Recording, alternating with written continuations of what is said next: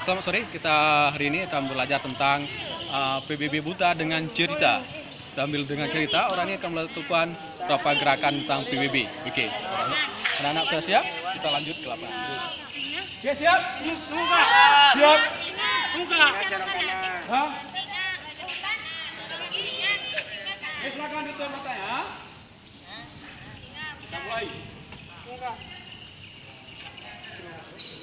Konsentrasi. Ulang apa-apa, Kak sekali ya. Belum Buni kasih apa-apa. Oke, saya ulangi kata-katanya. Ingat ya. Monyet hadap kanan, unta balik kanan, hewan hadap kiri, singa serong kanan, raja hutan serong kiri. Oke, siap? Siap!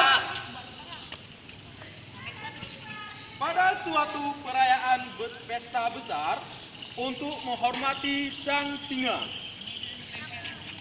si raja hutan, seekor monyet diminta untuk menari di depan hewan yang hadir pada perayaan itu. Tarian sang monyet begitu indah, sehingga semua hewan yang hadir menjadi senang dan bergembira.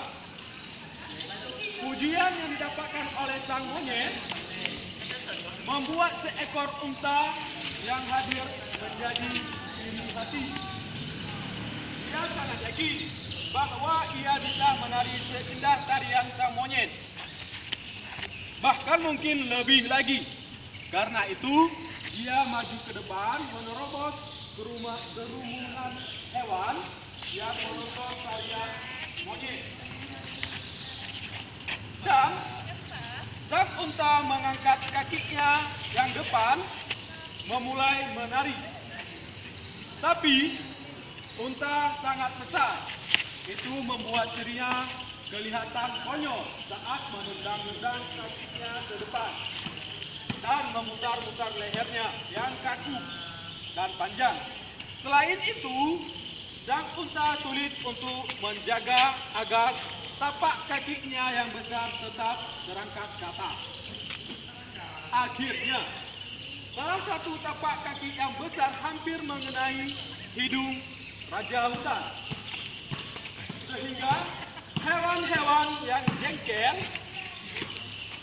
melihat tingkah sang unta, maka mengusir unta tersebut ke padang gurun. Oke, selesai. Silakan dibuka.